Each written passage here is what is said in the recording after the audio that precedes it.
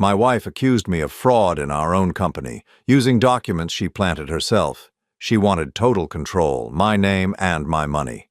The board was ready to kick me out.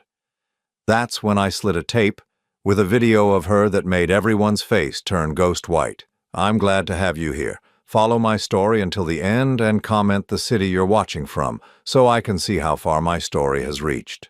My name is Edward, and at 62 years old, I thought I knew my wife. I thought I knew the woman I'd shared 23 years of marriage with, the woman who stood beside me as I built Meridian Industries from a small consulting firm into a multi-million-dollar enterprise.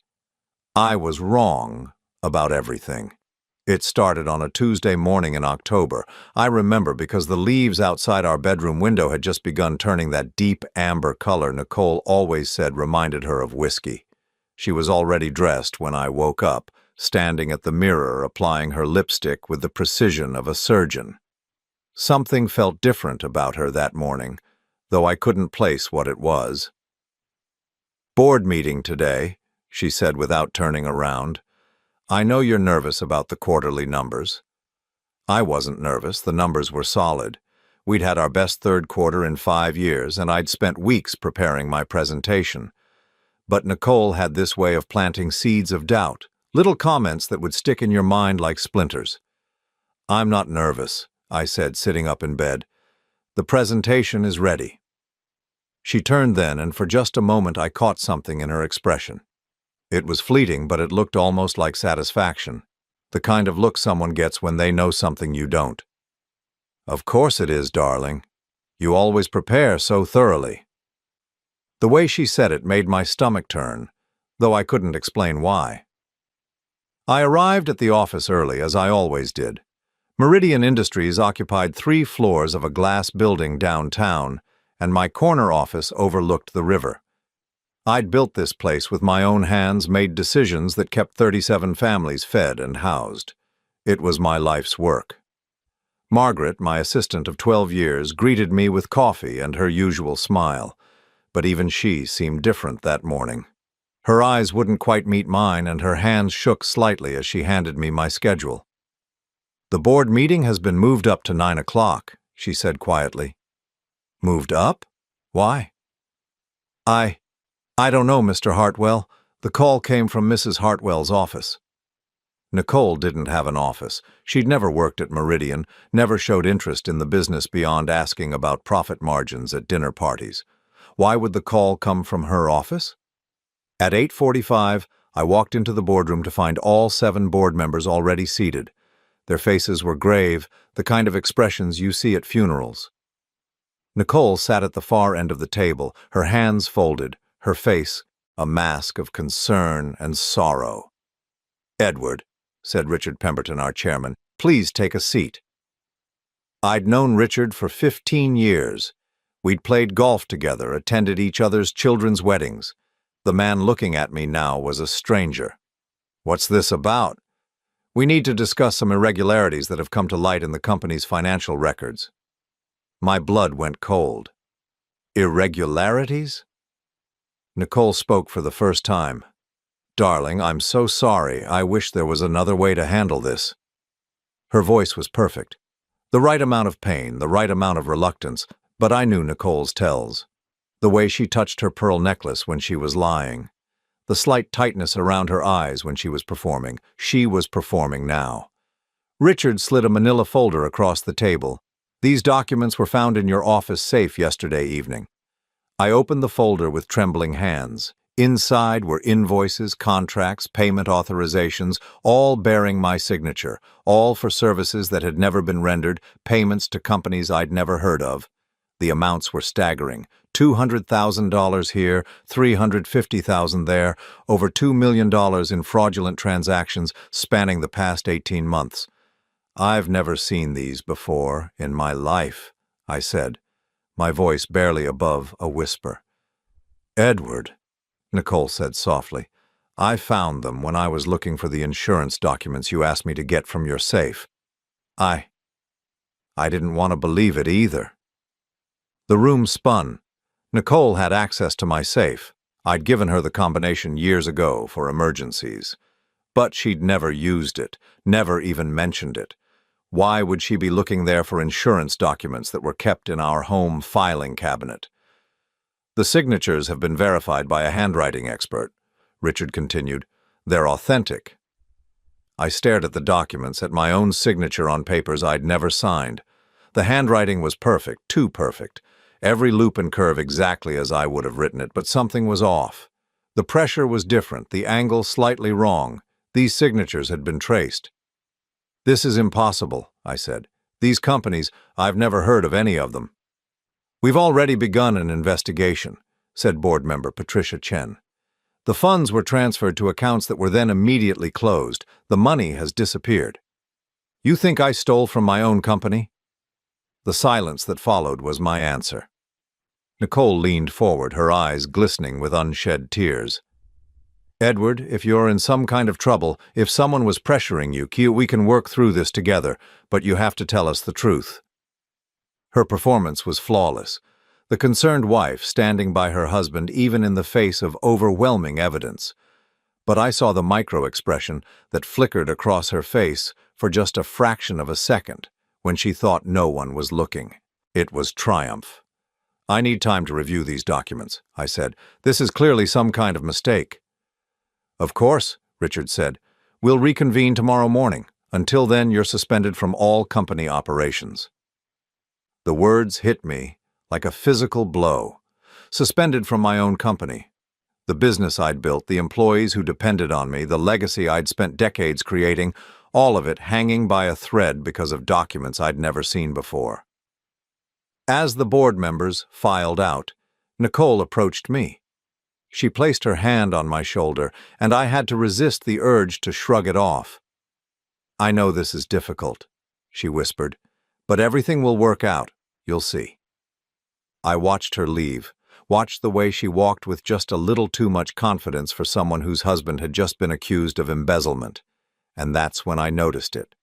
The way she checked her phone as she reached the door, the tiny smile that played at the corners of her mouth as she read whatever message was waiting there. That night, I sat in my study, going through every financial record I could find, trying to make sense of what had happened. The documents in that folder were sophisticated forgeries, the kind that would require inside knowledge of our systems, our procedures, our security protocols. I was reaching for my phone to call our security consultant when I noticed the red light blinking on my desk phone. A voicemail. I pressed play, expecting to hear Margaret's voice or perhaps one of our clients. Instead, I heard Nicole's voice, crystal clear and unmistakably hers. But she wasn't talking to me. "The documents are in place. He'll never see it coming. By this time tomorrow, everything will be ours." The recording cut off. My hands were shaking as I checked the timestamp. The message had been recorded 3 days ago at 2:17 in the afternoon. I'd been in meetings all day. Nicole had been alone in my office. She'd used my phone to make a call, not knowing that our system automatically recorded any outgoing calls longer than 5 minutes for quality assurance. She'd been so focused on executing her plan that she'd forgotten about the one security measure I'd never told her about. I played the message again, my heart pounding in my chest. The voice was definitely Nicole's, but the tone was nothing like the woman I thought I knew. This voice was cold, calculating, triumphant. "Everything will be ours." Not "everything will be okay" or "everything will work out." Everything will be ours. I sat back in my chair, the full weight of my situation finally hitting me. My wife of 23 years had systematically planned my destruction. She had access to my office, my safe, my signature specimens for the handwriting expert to copy. She knew our security protocols, our board members, our weaknesses, but she'd made one mistake. She'd left evidence of her own conspiracy on my phone system, and if there was one message, there might be others. I spent the rest of the night going through call logs, listening to fragments of conversations, piecing together the puzzle of my wife's betrayal. By morning, I had enough evidence to know that this conspiracy went deeper than I'd imagined. The question was, how much deeper? And more importantly, what else had Nicole planned that I didn't know about yet? I didn't sleep that night. How could I? Every time I closed my eyes, I saw Nicole's face from the boardroom, that perfect mask of concern hiding something dark and calculating underneath. I kept playing that voicemail over and over, trying to decode the words, trying to understand how the woman I'd shared a bed with for over 2 decades had become a stranger plotting my destruction. By 6 in the morning, I was dressed and back at the office, determined to gather more evidence before the board meeting. Margaret was already there, which surprised me. She usually didn't arrive until 8:30. "Mr. Hartwell," she said, startling when she saw me. "I didn't expect you so early." "Neither did I," replied, studying her face. "Margaret, I need to ask you something, and I need you to be completely honest with me." She nodded, but her eyes darted toward the elevators as if she was expecting someone. "Has anyone been in my office when I wasn't here? Anyone at all?" Margaret's face went pale. She opened her mouth, then closed it again. Finally, she whispered, "Mrs. Hartwell has been here several times over the past few months. She said you'd asked her to retrieve files for you." My stomach dropped. "How many times?" I don't know exactly. Maybe 5 or 6. She always came when you were at client meetings or traveling. She said you'd given her permission." Of course she had. Nicole knew my schedule better than anyone. She'd timed her visits perfectly always when I was guaranteed to be away for hours. "Did she ever go into my office alone?" Margaret's silence was answer enough. The board meeting was scheduled for 9 o'clock again, but at 8:45 Richard called my cell phone. "Edward, we need you here now. There have been developments." I found them all assembled in the conference room, but this time they weren't alone.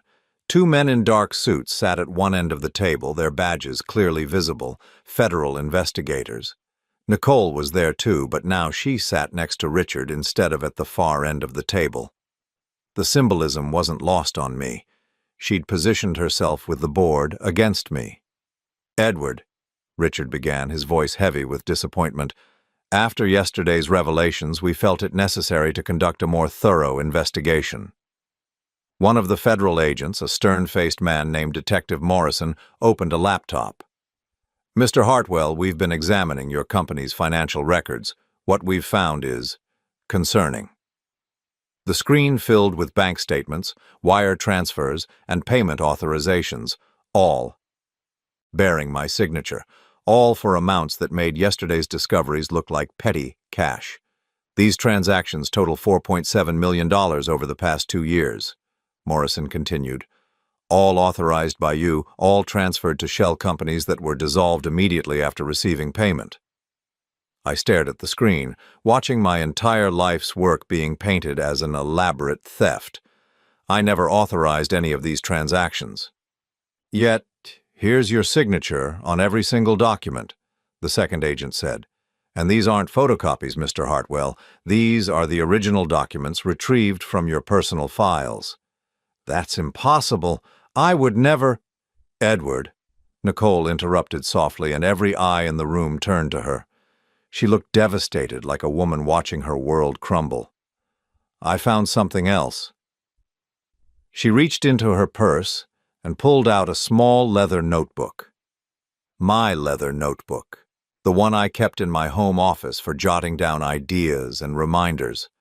"I was cleaning your study yesterday and this fell out from behind your desk," she said, her voice breaking slightly. I opened it, hoping it might explain what was happening. Richard took the notebook and opened it. His face went gray. "These appear to be handwritten notes detailing the fraudulent transactions," he said quietly. "Amounts, dates, account numbers, all in your handwriting, Edward." My blood turned to ice. I knew that notebook. I'd been looking for it for months, assuming I'd misplaced it somewhere. The entries Richard was reading had never been written by me, but the handwriting was unmistakably mine. Someone had not only copied my signature, they'd learned to mimic my entire handwriting style. "May I see that?" I asked. Richard slid the notebook across the table. As I flipped through the pages, my heart sank further with each entry. Dates, amounts, cryptic notes about securing funds and ensuring continuity. It read like the diary of a man systematically looting his own company. But there was something wrong with it, something that nagged at the edge of my consciousness. The handwriting was perfect, too perfect. In 23 years of marriage, Nicole had seen thousands of examples of my writing. She'd had access to every document, every note, every scrap of paper that bore my hand. "This isn't mine," I said firmly. Nicole's eyes filled with tears. "Edward, please, don't make this harder than it has to be. If you cooperate, maybe we can work something out, maybe." "Where did you really find this notebook, Nicole?" She blinked, clearly not expecting the direct challenge. "I told you. Behind your desk." "Behind my desk," I repeated slowly. "The desk that's been pushed against the wall for 3 years because we had the floors refinished. The desk that would require 2 people to move." A flicker of something crossed her face before she recovered. It must have fallen there recently." "Recently?" I opened the notebook to a page dated 18 months ago. "This entry is from last March. How could it have fallen there recently?" The room fell silent. I could see the wheels turning in Richard's mind, the first tiny crack appearing in Nicole's carefully constructed narrative. Detective Morrison cleared his throat. "Mr. Hartwell, regardless of where the notebook was found, the handwriting analysis confirms these entries are yours." "Then your analyst is wrong," I said, "or they're working with incomplete information." Nicole leaned forward, her performance ratcheting up a notch. "Edward, I know you're scared. I know you think everyone's against you, but I'm your wife. I love you if you just tell us the truth." "The truth?" I cut her off. "The truth is that someone has been planning this for months. Someone with access to my office, my files, my personal belongings, someone who knew exactly when I'd be away, exactly which documents to forge, exactly how to make it look authentic." Nicole's face went very still. "What are you implying?" "I'm not implying anything, I'm stating a fact. Whoever did this had intimate knowledge of my routines, my security protocols, my handwriting. They knew which board members would be most susceptible to pressure, which investigators to call, which evidence would be most damaging." "Edward," Richard warned, "you need to be very careful about the accusations you're making." "Do I?" "Because it seems like everyone else in this room is perfectly comfortable making accusations." I stood up, my chair scraping against the floor. "I've spent 15 years building relationships with every person on this board. I've been transparent about every decision, every expenditure, every strategic move. But now, based on documents that mysteriously appeared overnight, you're all ready to believe I'm a criminal." "The evidence is overwhelming," Patricia Chen said quietly. "The evidence is manufactured." I shot back. "And I'm going to prove it." Nicole stood as well, her face a picture of wounded dignity. "How can you stand there and accuse me of what? Framing my own husband? Destroying the man I love?" "Because the woman I loved would never have had access to documents that were supposedly found in my office, safe 3 days ago, while I was in Chicago on business. The woman I loved would have called me immediately if she'd found evidence of wrongdoing, not waited to present it to the board like a prosecutor building a case." The room was silent except for the sound of Nicole's sharp intake of breath. "The woman I loved," I continued, "wouldn't have known to look for insurance documents in my office safe when those documents have been kept in our home filing cabinet for the past 5 years." Nicole's face went pale, but she recovered quickly. "I was confused. I was upset. I wasn't thinking clearly." "No," I said quietly. "You were thinking very clearly. You've been thinking clearly for months." Detective Morrison closed his laptop. "Mr. Hartwell, I think we should continue this conversation at the station." "Am I under arrest?" "Not yet. But we'd like you to come in for formal questioning." I looked around the room at the faces of people I'd trusted, people I'd considered friends. Only Margaret seemed troubled by what was happening, her eyes darting between me and Nicole with growing confusion. "Fine," I said, "but I want my lawyer present." As I gathered my things, Nicole approached me one last time. She placed her hand on my arm, and when she spoke, her voice was barely above a whisper. "This doesn't have to destroy us, Edward. If you cooperate, if you make this easy, we can rebuild." Together. I looked into her eyes, searching for any trace of the woman I'd married. What I found instead was something cold and calculating, something that had been hiding behind 23 years of shared meals and shared beds. "Nicole," I said quietly, "I have one question for you." She nodded, her expression hopeful. "When did you start hating me?" The mask slipped for just a moment and I saw the truth in her eyes. This wasn't about money or greed or even ambition. This was personal. This was revenge for something I didn't even know I'd done. "I never hated you, Edward," she whispered. "I just stopped needing you." As I walked out of the boardroom, my phone buzzed with a text message. I glanced down and froze. The message was from my own phone number, the office line that sat on my desk. But I wasn't in my office. I was walking down the hallway toward the elevator. The message contained 2 words: "You're next." Someone was in my office right now using my phone, watching me leave, and they wanted me to know it. I turned back toward the boardroom, but Nicole was already gone. The elevator doors closed, and as I descended toward the parking garage, I realized that everything I'd discovered so far was just the beginning. Nicole's conspiracy wasn't just about framing me for embezzlement. It was about something much worse, and I was running out of time to figure out what that was. The police station smelled like disinfectant and desperation. I sat in a gray interrogation room with my lawyer, David Chen, Patricia's husband, ironically enough, waiting for Detective Morrison to return with what he claimed would be final evidence of my guilt. David had been skeptical when I called him at 6 in the morning, but something in my voice must have convinced him this wasn't the straightforward embezzlement case the media was already painting it as. "Edward," he said, adjusting his wire-rimmed glasses, "I've known you for 8 years. If you tell me you didn't do this, I believe you, but belief isn't going to be enough. We need proof." "I have proof," I said quietly. "The question is whether anyone will believe it." The door opened and Morrison walked in carrying a thick manila folder. Behind him came Nicole, escorted by Ekopahaba, victim's advocate, a nice touch that made her look even more sympathetic. "Mrs. Hartwell," Morrison said, "has provided us with additional evidence that came to light this morning." Nicole sat across from me, her eyes red-rimmed as if she'd been crying for hours. She probably had been, not from grief but from the stress of maintaining her performance.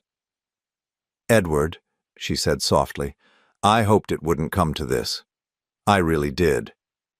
Morrison opened the folder and spread out photographs across the table, bank statements, deposit slips, copies of cashier's checks, all made out to E. Hartwell, all deposited into an account I'd never seen before.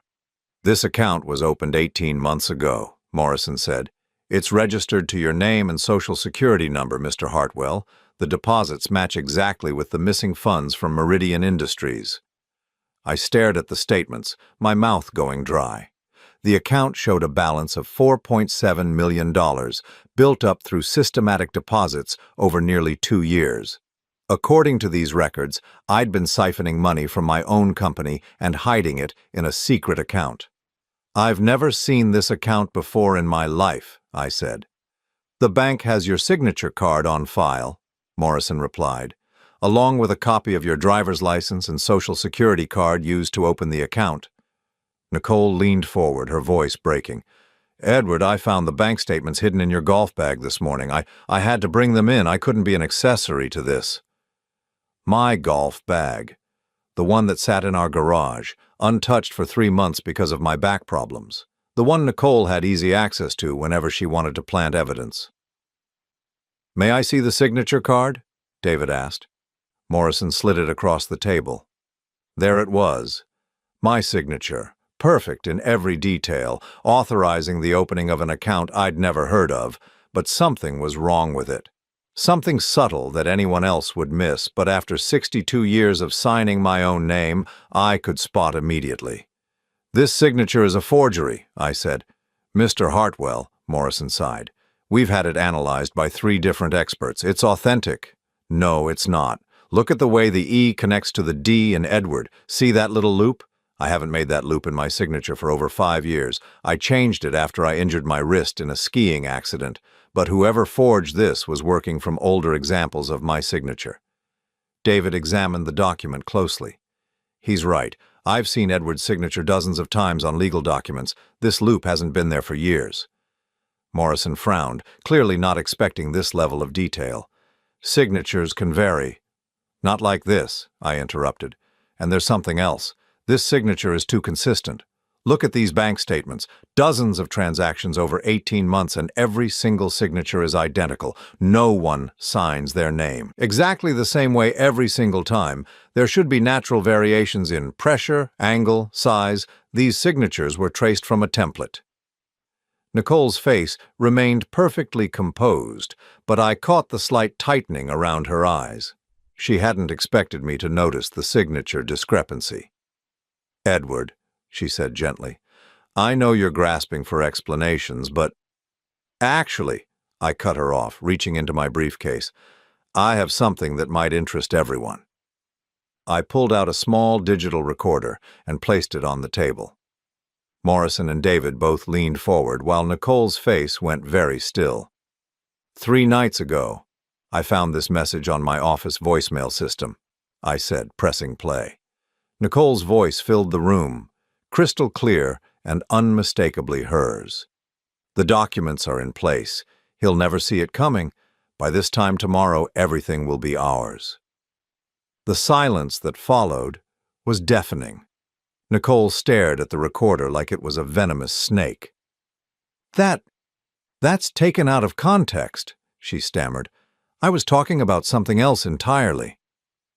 "What were you talking about?" David asked quietly.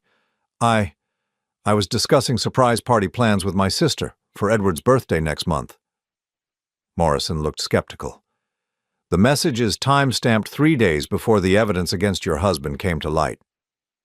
"Coincidence," Nicole said, but her voice had lost some of its certainty. I reached into my briefcase again and pulled out a transcript. "This is interesting, Nicole. Because I called your sister Linda yesterday. She's been in Europe for the past month visiting her daughter. She hasn't spoken to you since early September." Nicole's face went pale. I misspoke. It wasn't Linda, it was my friend Sarah." "Sarah Morrison?" I asked. "Because I called her too. She said you haven't spoken in over a year, not since you accused her of flirting with me at the company Christmas party." The room was so quiet I could hear the fluorescent lights humming overhead. Nicole's carefully constructed web of lies was beginning to unravel, and everyone could see it. "Mr. Hartwell," Morrison said slowly, "do you have any other evidence?" "I do," I said. "But first I want to ask my wife a question." Nicole's jaw tightened. "Go ahead." "The insurance documents you claim to be looking for in my office safe, what kind of insurance were they?" "Life insurance," she said quickly.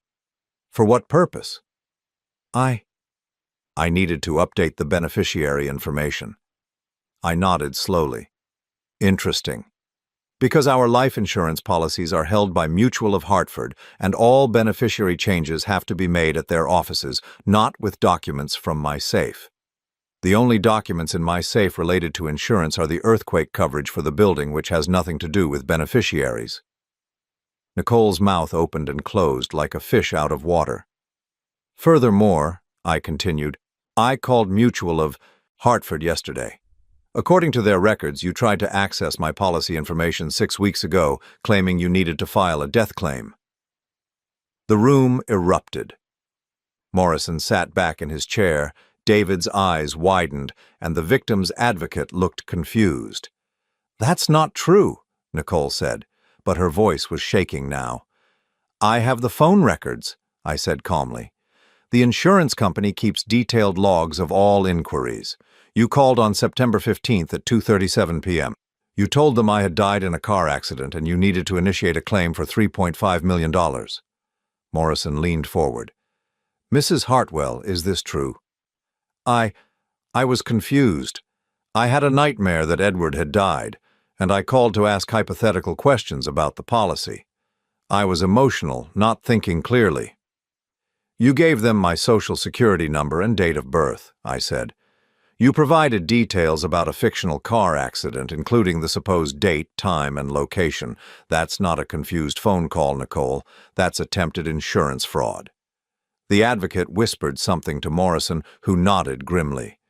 "Mrs. Hartwell," he said, "I think we need to have a separate conversation." Nicole stood up abruptly, her chair scraping against the floor. "This is ridiculous. You're all believing the word of a man who stole millions from his own company over the word of his wife who's trying to do the right thing." "Actually," David said quietly, "we're believing documented evidence and recorded conversations over increasingly contradictory explanations." Nicole's mask was finally starting to slip. The grieving, supportive wife was being replaced by something harder, more calculating. "Fine," she said, her voice taking on a sharper edge.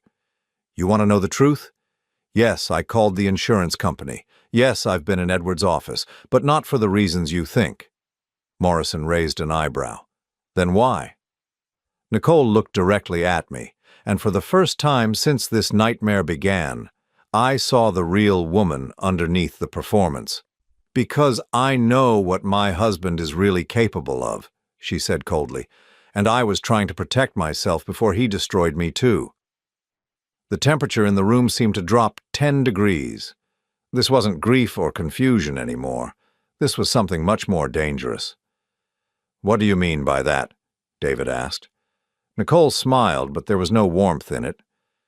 "Edward isn't the man you all think he is. He's not the devoted husband or the ethical businessman. He's a predator, and I have proof." She reached into her purse and pulled out another recording device. "You want to hear recordings?" she said. "Let me play you some conversations my husband had when he thought I wasn't listening. Conversations about eliminating problems, about making people disappear, about doing whatever it takes to protect his precious company." My blood ran cold. I had no idea what she was about to play, but that look in her eyes told me it was going to be devastating. Morrison gestured for her to continue.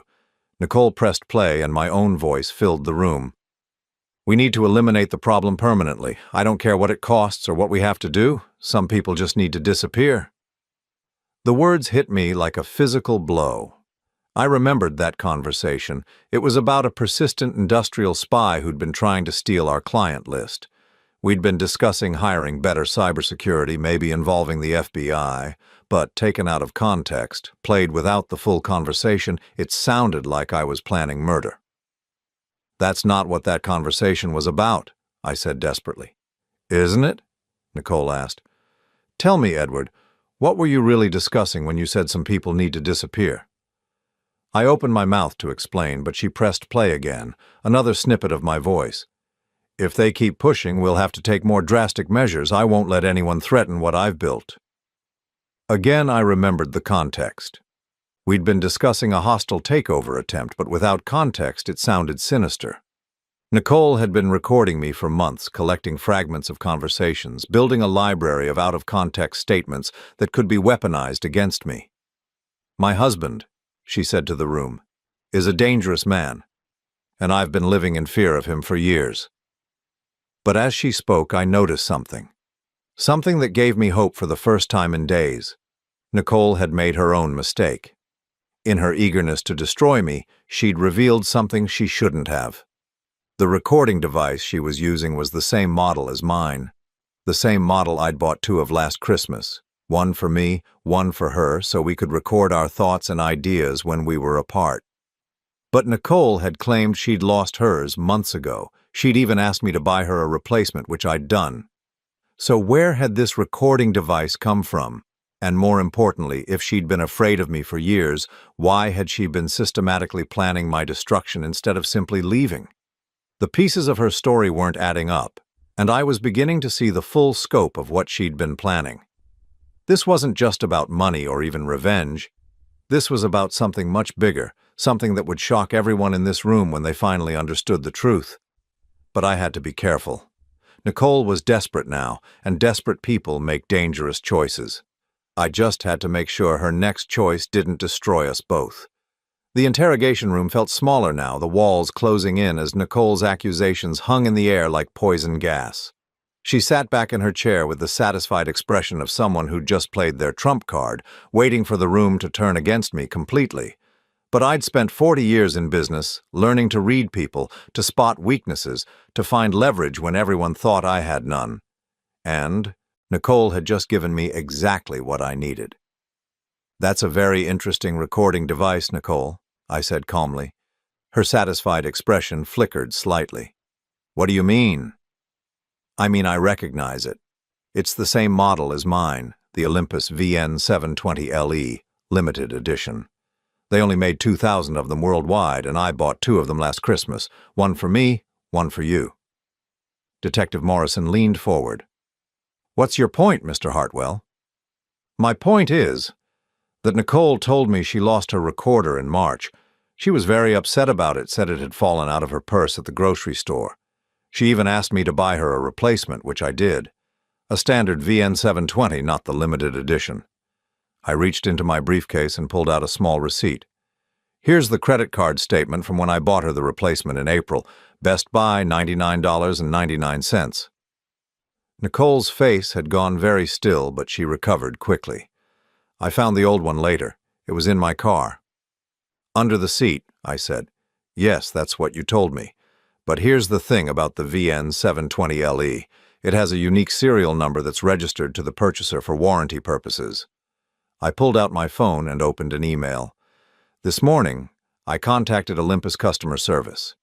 They confirmed that both devices I purchased are registered to my name and address. Device 1, serial number VN720LE004789, and device 2, serial number VN720LE004790.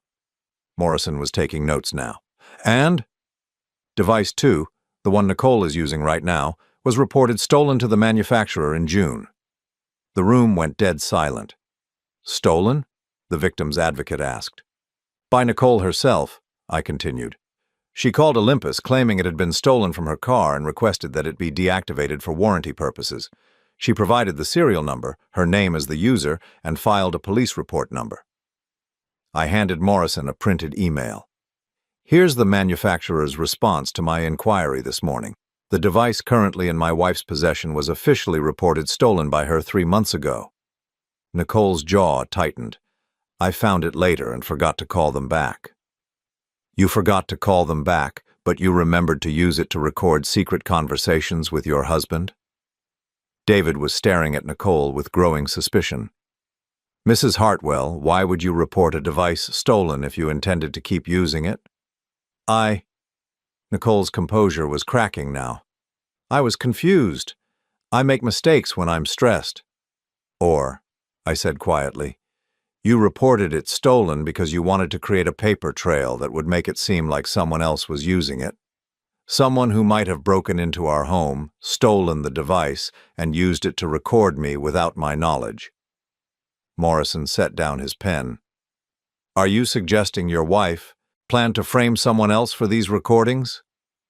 "I'm suggesting my wife has been planning this for a very long time, and she's been very careful to create alternative explanations for every piece of evidence she's manufactured." I reached into my briefcase again, but not careful enough. This time I pulled out a thick folder of bank statements and photographs. Nicole's eyes widened slightly when she saw them. "3 days ago, I hired a private investigator," I said. "Someone discreet, someone with experience in financial fraud cases. I wanted to understand how someone could have accessed my personal information so easily." Morrison opened the folder and began examining the contents. His expression grew more serious with each page. "These are bank statements for an account held by Nicole Hartwell," I continued, "a personal account she opened 6 months ago without my knowledge, despite the fact that we've shared joint finances for our entire marriage." Nicole's face had gone pale. "I'm entitled to my own bank account." "Of course you are. But this account has some interesting activity. Large cash deposits, always in amounts just under $10,000 to avoid federal reporting requirements. The deposits started 8 months ago and continued right up until last week." I pointed to a highlighted line on one of the statements. "This deposit, made on October 3rd, is particularly interesting. It's for $9,850, exactly the amount my company paid to Hartwell Consulting Services for document analysis that same week." Morrison looked up. Hartwell Consulting Services? A company that was incorporated in Delaware 4 months ago, I said, ostensibly owned by someone named N.H. Hartwell. According to the incorporation documents, this company specializes in handwriting analysis and document authentication. The blood drained from Nicole's face. My wife, I continued, has been billing my company for fraudulent services through a shell corporation she created using her own initials. She's been paying herself to analyze the very documents she was forging. David whistled low. That's incredibly sophisticated. It gets better, I said, pulling out another document. The private investigator also discovered that Nicole has been in contact with a professional forger named Marcus Webb. Mr. Webb was released from federal prison 18 months ago after serving time for document fraud. According to his phone records, which the investigator obtained through legal channels, he's been in regular contact with someone using a burner phone registered to the address of our country club. Nicole stood up abruptly. This is harassment. You're invading my privacy, making wild accusations. I'm presenting evidence, I said calmly. Evidence that shows a systematic long-term plan to defraud my company and frame me for the crime. Morrison was studying the documents intently. Mr. Hartwell, how did your investigator obtain phone records without a warrant? Marcus Webb is still on federal probation, David explained. His communications are subject to monitoring as a condition of his release. When the probation office was informed that he might be involved in a new fraud scheme, they cooperated with the investigation. I pulled out one final document, a photograph that made Nicole sink back into her chair. This photo was taken last Tuesday at a coffee shop downtown. It shows my wife meeting with Marcus Webb. They're exchanging what appears to be a manila envelope. The photograph was clear and damning.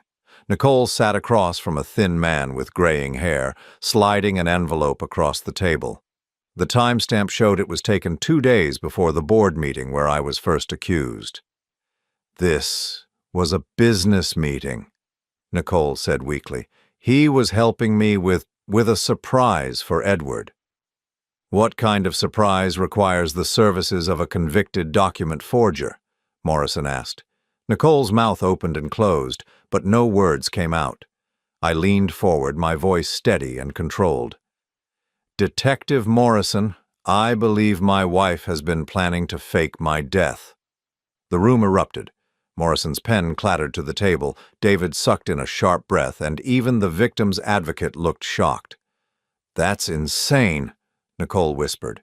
Is it? You called the insurance company asking about death benefits. You reported your recording device stolen to create plausible deniability for the incriminating recordings. You created a shell company to legitimize forged documents. You've been systematically moving money into hidden accounts, and you've been working with a professional forger who specializes in identity documents. I paused, letting the implications sink in. The plan was simple, wasn't it, Nicole? Frame me for embezzlement, drive me to desperation, then stage my death. Probably a suicide from guilt and shame. You'd inherit everything, including the insurance payout. Plus, you'd have access to the hidden accounts you've been building, the grieving widow vindicated after her husband's crimes came to light. Nicole was shaking now, her carefully maintained composure completely shattered. You're insane. I would never... The only problem, I continued, was that you needed me to actually be dead for it to work. And that's where Marcus Webb came in, isn't it? He wasn't just forging documents, he was helping you plan something much more permanent. Morrison was on his feet now. Mrs. Hartwell, I think you need to speak with a lawyer before this conversation continues. But Nicole wasn't listening. She was staring at me with pure hatred, the mask finally completely gone. You have no idea what you've done, she said, her voice low and venomous. You think you're so smart, but you have no idea what's coming. What's coming, Nicole? She smiled then, and it was the most terrifying expression I'd ever seen on another human being. You'll find out soon enough. Morrison moved to restrain her, but Nicole was already reaching into her purse. For a moment, I thought she was going for a weapon, but instead she pulled out a cell phone. She typed something quickly and hit send, then dropped the phone on the table. Too late, she said softly. It's already in motion. Morrison grabbed the phone and read the message. His face went white. Get me a SWAT team to Meridian Industries immediately, he barked into his radio. We have a potential bomb threat. My blood turned to ice. What did you do, Nicole? She laughed, high and hysterical. I told you I was protecting myself. If I can't have everything, then no one can. The message on her phone was simple. Do it now. As sirens began wailing in the distance, I realized that all my evidence, all my careful detective work, might be meaningless. Because Nicole hadn't just been planning to destroy me. She'd been planning to destroy everything I'd ever built, and I might already be too late to stop her. The sirens grew louder as Detective Morrison barked orders into his radio, coordinating the emergency response to Meridian Industries. Nicole sat in her chair with that terrifying smile, watching the chaos she'd unleashed with obvious satisfaction. But something wasn't right. Something about her reaction, about the timing, about the whole situation felt off. In 40 years of business, I'd learned to trust my instincts when something didn't add up. Detective Morrison, I said quietly, I don't think you should send that SWAT team. He whirled around, his face flushed with anger and adrenaline. Your wife just sent a message authorizing what appears to be a bomb threat, Mr. Hartwell. We have to take it seriously. I agree, but I think Nicole wants you to send that team. Morrison paused, his radio halfway to his mouth. What do you mean? I studied Nicole's face, noting the way her eyes kept darting toward the door, the way her breathing had become shallow and rapid. She wasn't just enjoying the chaos. She was waiting for something. Nicole, I said calmly, who did you send that message to? Her smile faltered slightly. I don't know what you mean. The message that said, do it now. Who was the recipient? Morrison looked down at the phone. The number is blocked. Because there is no recipient, I said. Nicole sent that message to a disconnected number, or possibly to no one at all. She wanted us to see her send it, wanted to create panic and confusion. Nicole's face went pale. That's ridiculous. Is it? Because I think everything you've done today has been a performance designed to distract us from something else, something that's happening right now while we're all focused on a fake bomb threat. I pulled out my own phone and dialed Margaret's number. She answered on the first ring. Margaret, I need you to check something for me immediately. Go to my office and tell me if anything looks different. Mr. Hartwell, I'm not supposed to let anyone into your office. The police said, Margaret, this is an emergency. Just look through the glass door and tell me what you see. There was a pause. Then Margaret's voice came back confused. Sir, there's someone in your office, a man I don't recognize. He's at your computer. My blood ran cold. Call building security immediately. Don't let him leave. I hung up and turned to Morrison. Detective, the real crime isn't a bomb threat. Someone is in my office right now, probably destroying evidence or planting more forged documents.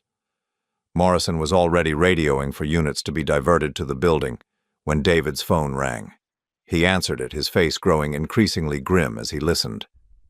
That was Patricia, he said when he hung up. The board called an emergency meeting for this afternoon.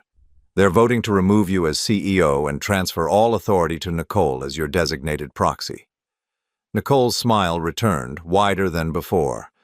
I'm your wife, Edward. In the absence of criminal charges being filed, the board has decided I'm the most qualified person to protect the company's interests. Designated proxy, I said. I never designated you as my proxy. Actually, you did. She pulled out another document from her seemingly endless supply. Last month, you signed papers updating the company's succession plan. Your signature is right there. I looked at the document, recognizing another perfect forgery, but this time I was ready for it. That's interesting, Nicole, because last month I was in the hospital for 3 days with pneumonia. I was unconscious for most of that time, and when I was awake, I was heavily sedated.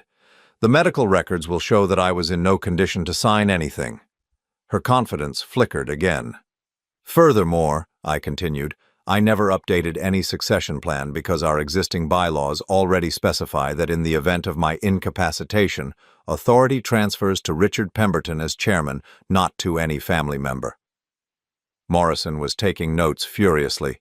"Mrs. Hartwell, when exactly did your husband sign this document?" I don't remember the exact date." "According to the notary stamp," David said, examining the paper, "it was signed on October 8th at 2:15 p.m. I pulled out my phone and scrolled through my calendar. October 8th, 2:15 p.m. I was in the intensive care unit at St. Mary's Hospital, intubated and on a ventilator. I have witnesses, doctors, nurses, my entire medical team." The room fell silent except for the sound of Morrison's pen scratching across his notepad. "Nicole," I said quietly, "it's over. Every document you've forged, every lie you've told, every scheme you've concocted, it's all falling apart." But instead of defeat, I saw something else in her eyes. Desperation, yes, but also a kind of manic determination.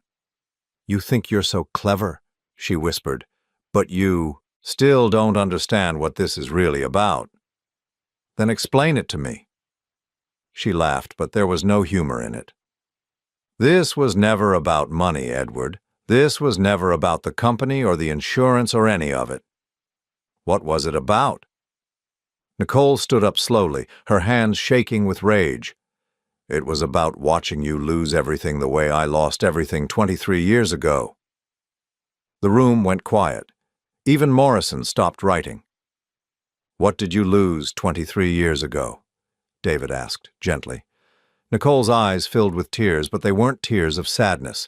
They were tears of pure, concentrated hatred. "My life," she whispered. "My career, my future, everything I'd worked for, everything I'd dreamed of, all of it destroyed because of him." I felt a chill run down my spine. "Nicole, what are you talking about? You don't even remember, do you?" She turned to face me fully, and for the first time since this nightmare began, I saw raw, honest emotion in her expression. 23 years ago, I was Sarah Nicole Brennan. I was a financial analyst at Hartwell & Associates, your father's firm. I was 26 years old, brilliant, ambitious, and completely invisible to everyone around me. My mouth went dry. Sarah Brennan. I did remember that name vaguely, a junior analyst who'd worked at my father's firm before I took it over. "I had uncovered a massive embezzlement scheme," Nicole continued. "One of the senior partners was stealing hundreds of thousands of dollars from client accounts. I had documented everything, prepared a complete report, gathered irrefutable evidence." She paused, wiping away a tear with the back of her hand. "I brought the evidence to you, the heir apparent, the golden boy who was supposed to be taking over the firm. You were 39, handsome, successful, and I was just another faceless employee trying to get your attention." The memory came flooding back. A young woman with dark hair and nervous energy, clutching a folder of financial documents. She'd been trying to tell me something about discrepancies in the books, but I'd been distracted, focused on a major client presentation. "You dismissed me," Nicole said, her voice growing stronger. "You told me to handle it through proper channels, to file a report with HR. You were too busy, too important to deal with the concerns of a junior analyst." I remembered now. I'd been preparing for the biggest presentation of my career, trying to secure a client that would make or break the firm's future. I'd barely listened to what she was saying. "So I followed your advice," Nicole continued. "I filed a report with HR. And do you know what happened next?" I shook my head, though I was beginning to suspect. The senior partner I'd accused was sleeping with the HR director. My report disappeared, the evidence vanished, and within a week I was fired for performance issues and unprofessional conduct. Morrison was writing again, capturing every word. "But that wasn't the worst part," Nicole said. "The worst part was that when I tried to find another job, I discovered that my reputation had been destroyed. Word had spread that I was a troublemaker, someone who made false accusations against respected colleagues. No one in the financial industry would hire me." She sat back down, her entire body trembling with the weight of 23-year-old rage. "I lost everything.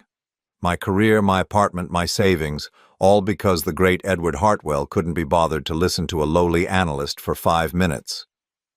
The room was dead silent. I stared at Nicole, seeing her clearly for the first time in decades. The woman I'd married, the woman I'd shared my life with, was someone whose life I'd unknowingly destroyed. "So you married me," I said quietly. "You changed your name, created a new identity, and married me for revenge." Nicole nodded. "It took me 3 years to reinvent myself. 3 years of working minimum wage jobs, taking night classes, building a completely new persona. I became Nicole Hartwell, the charming woman you met at a charity gala, the woman who seemed perfect for you." "And you've been planning this for 23 years?" "No," she said. "For the first 15 years, I actually thought I could forget. I thought maybe I could be happy with you, build a real life. But every day, seeing your success, watching you be praised for building an empire on the foundation your father laid, the same foundation I'd tried to protect, it ate at me like cancer."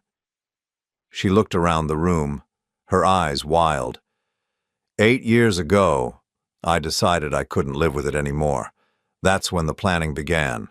I studied your routines, your weaknesses, your business practices. I learned everything about document forgery, financial fraud, identity theft. I became an expert in all the things I needed to destroy you completely. Morrison cleared his throat. "Mrs. Hartwell, are you confessing to a conspiracy to commit fraud?" Nicole laughed. "I'm confessing to justice, Detective. For 23 years, Edward Hartwell has lived a life that should have been mine. He's enjoyed success built on the very corruption I tried to expose. Today, that ends." She reached into her purse one more time, and this time, she did pull out something that made everyone in the room tense up. But it wasn't a weapon. It was a thick, manila envelope. "Inside this envelope," Nicole said, "are the original documents I compiled 23 years ago, the evidence of the embezzlement at Hartwell and Associates, the evidence that Edward ignored that cost me everything." She slid the envelope across the table to Morrison. "The senior partner, who was stealing money, was Thomas Caldwell. He's now the chief financial officer at Meridian Industries. He's been Edward's right-hand man for over 2 decades, and he's still stealing. The $4.7 million that's missing, Thomas took it, just like he's been taking money for 23 years. My world tilted on its axis. Thomas Caldwell, my most trusted advisor, the man I'd relied on for every major financial decision, the man who'd helped me build Meridian Industries into what it was today. "That's impossible," I whispered. "Is it?" Nicole asked. "When was the last time you personally audited the books, Edward? When was the last time you checked the accounts yourself instead of trusting Thomas to handle everything?" The truth hit me like a sledgehammer. I hadn't personally reviewed our financial records in years. I'd trusted Thomas completely, given him carte blanche to manage our accounts, our investments, our entire financial infrastructure. "The man you sent that message to," Morrison said slowly. "The one who's in your office right now, that's Thomas Caldwell, isn't it?" Nicole nodded. "I told him you'd discovered his theft, that the police were closing in. I told him he had one chance to destroy the evidence before he was arrested." Morrison was already on his radio, directing units to apprehend Thomas before he could escape. "But here's the beautiful part," Nicole said, her smile returning. "Thomas thinks I'm helping him. He has no idea that I've been documenting his crimes for years, building a case against him just like I built a case against you. He thinks we're partners, but really, he's just another piece on my chessboard." She pulled out one final item from her purse, another recording device. "Everything he's said to me over the past year is on here. Every admission of guilt, every detail of his theft, every plan to frame you for his crimes. He thought he was using me to destroy you, but I was using him to destroy both of you." The room was spinning. Nicole had orchestrated everything. Not just my downfall, but Thomas's as well. She'd played us against each other, using our trust and our weaknesses to engineer the destruction of everyone who'd wronged her. "The insurance inquiry, the forged documents, even the fake bank account in my name," I said slowly. "Thomas helped you with all of it." "Thomas provided the expertise," Nicole confirmed. "I provided the motivation. He thought he was covering up his own crimes by framing you. He never realized that I was gathering evidence against him the entire time. Morrison's radio crackled with an update. Suspect in custody. We found him trying to shred documents in the office. Looks like financial records going back years. Nicole clapped her hands together like a child at a birthday party. Perfect. Thomas is caught red-handed with the evidence of his own guilt. The real thief is finally exposed. But something still didn't make sense.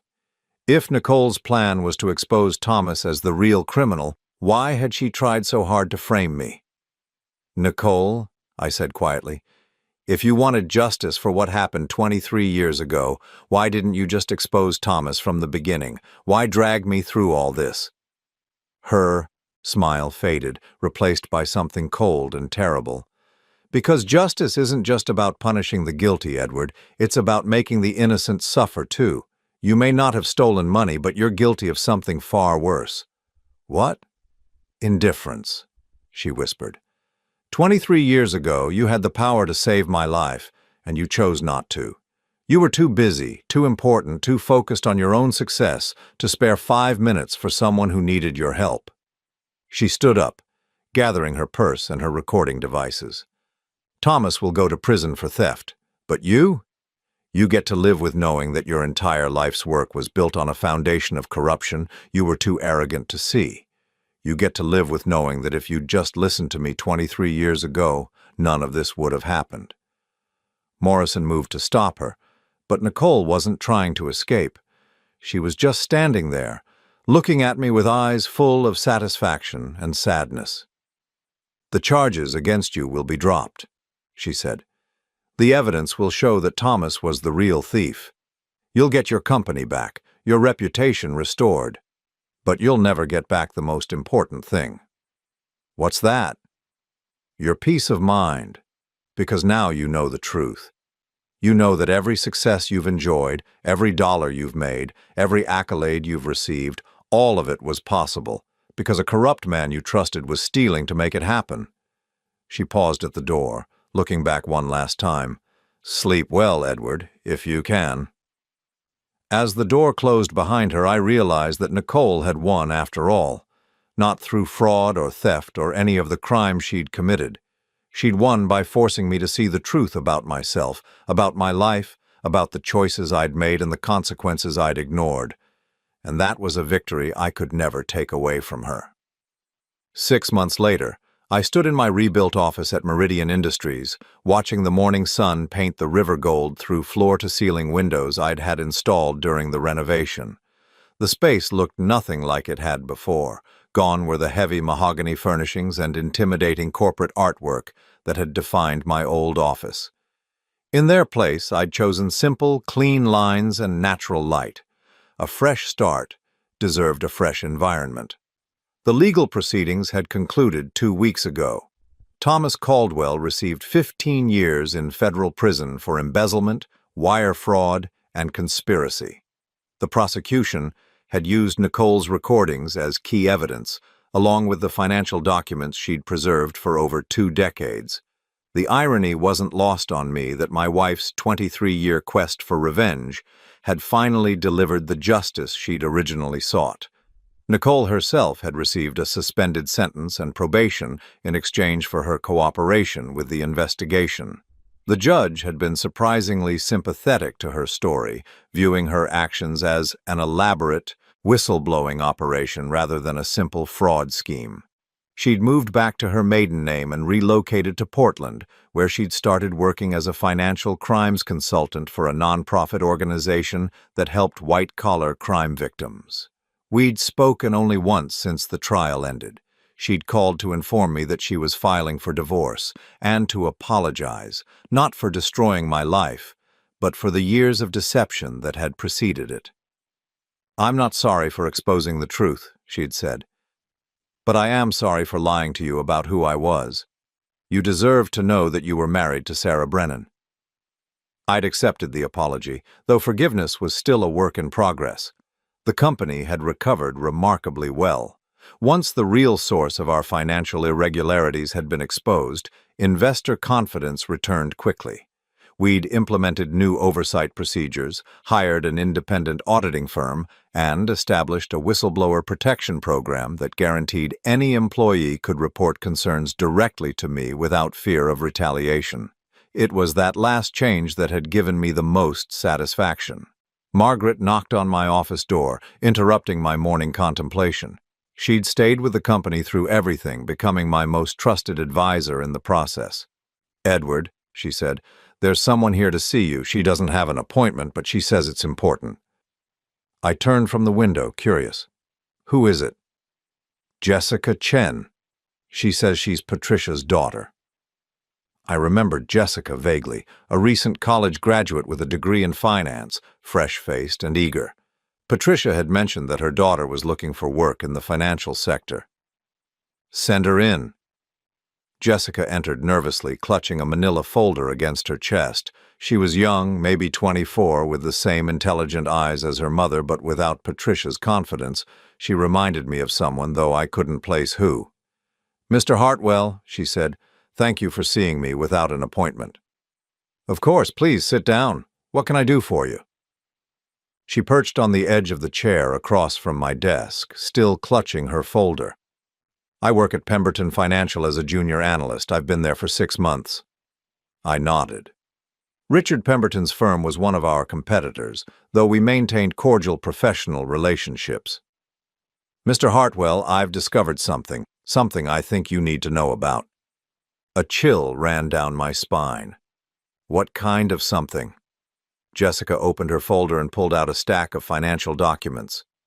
"I've been reviewing some of our client accounts, and I've found what appears to be a systematic scheme to overcharge clients for services that were never provided. The amounts involved are substantial, possibly over $3 million across multiple accounts." I stared at the documents, feeling a strange sense of déjà vu. A young financial analyst, nervously presenting evidence of corporate fraud to someone in authority. The parallels to Nicole's story were unmistakable. "Have you reported this to anyone at Pemberton Financial?" I asked gently. Jessica shook her head. "I tried to discuss it with my supervisor, but he told me I was misunderstanding the billing structure. When I pressed the issue, he suggested I might not be cut out for this type of work." There it was. The same dismissive response that had derailed Nicole's career 23 years ago. "Jessica," I said carefully, "why are you bringing this to me instead of pursuing it within your own company?" She took a deep breath. "Because I heard about what happened to your wife, about how she tried to report fraud years ago and was ignored. I know you weren't the one who ignored her, but you were part of the system that failed her." I felt the weight of Nicole's words from 6 months ago. "You'll never get back your peace of mind." "I don't want to end up like her," Jessica continued, bitter and angry and spending decades planning revenge, "but I also don't want to pretend I didn't see this." I studied the young woman across from my desk, seeing in her the same earnest determination that Nicole must have had at 26. The same desire to do the right thing, the same vulnerability to being crushed by a system that valued conformity over integrity. "What would you like me to do with this information?" I asked. "Help me report it properly. Help me make sure it gets to the right people, people who will actually investigate instead of covering it up." I thought about Nicole, about the choice I'd made 23 years ago that had set everything in motion. I thought about the young woman sitting across from me, trusting me not to make the same mistake twice. "Jessica," I said, "I want you to know that bringing this to me took real courage, the kind of courage that most people don't have." She relaxed slightly. "Does that mean you'll help me?" "It means I'm going to do more than help you. I'm going to make sure this investigation is conducted properly, transparently, and with full protection for you as the whistleblower." I reached for my phone and dialed the direct number for FBI agent Sarah Morrison, Detective Morrison's sister who specialized in white-collar crime. "Agent Morrison, this is Edward Hartwell. I need to report suspected financial fraud, and I have a witness who needs federal protection. Yes, I'll hold." While I waited for the agent to come back on the line, I looked at Jessica. "There's something I want you to understand. What you're doing right now, speaking up, refusing to be silenced, this is exactly what my wife tried to do 23 years ago. She was ignored, dismissed, and ultimately destroyed for telling the truth. Jessica's eyes widened. What happened to her? She lost everything. Her career, her reputation, her future. But she never stopped believing that the truth mattered, even when it cost her everything. Agent Morrison came back on the line, and I spent the next 10 minutes explaining the situation. She agreed to meet with Jessica that afternoon and assured me that the investigation would be handled at the federal level with full whistleblower protection. After I hung up, Jessica was staring at me with something like awe. "Mr. Hartwell, can I ask you something?" "Of course." "Do you think your wife would have forgiven you for what happened 23 years ago?" I considered the question carefully. I think forgiveness isn't really the point. The point is learning from our mistakes and doing better the next time we're faced with the same choice. Jessica nodded slowly. "And this is your next time?" "Yes, and I'm not going to waste it." She gathered her documents and stood to leave, then paused at the door. "Mr. Hartwell, I think what your wife did was wrong. The way she went about getting justice, I mean. But I also think I understand why she did it." "So do I said quietly. After Jessica left, I walked back to the window and looked out over the city. Somewhere out there, Nicole was starting her new life, finally free of the anger that had consumed her for so long. And here I was, finally understanding the responsibility that came with power and privilege. My phone buzzed with a text message from an unknown number. For a moment my heart raced, wondering if Nicole was reaching out again. But when I opened it, I found something entirely different. "Saw the news about the Pemberton investigation. Proud of you for doing the right thing this time. S. Sarah." Nicole was still using her original first name. I typed back carefully, "Thank you. I hope you find peace." Her response came quickly. "I already have." I deleted both messages and slipped my phone back into my pocket. Some chapters in life end with dramatic confrontations and explosive revelations. Others end quietly with simple acknowledgments and mutual understanding. That evening, I drove home to my new apartment downtown, a smaller place with better light and no memories of deception. I'd given the house to Nicole as part of the divorce settlement, feeling it was the least I could do for someone whose life I'd inadvertently derailed. As I prepared dinner for one, I reflected on the strange turns my life had taken. I'd lost a wife, but gained a deeper understanding of myself. I'd nearly lost my company, but discovered a renewed sense of purpose. I'd been forced to confront uncomfortable truths about my past, but found unexpected peace in accepting responsibility for my failures. The old Edward would have seen this as defeat. Being outsmarted by his own wife, exposed as naive and careless, stripped of the illusions that had sustained him for decades. But the new Edward understood that sometimes losing everything you thought you wanted was the only way to discover what you actually needed.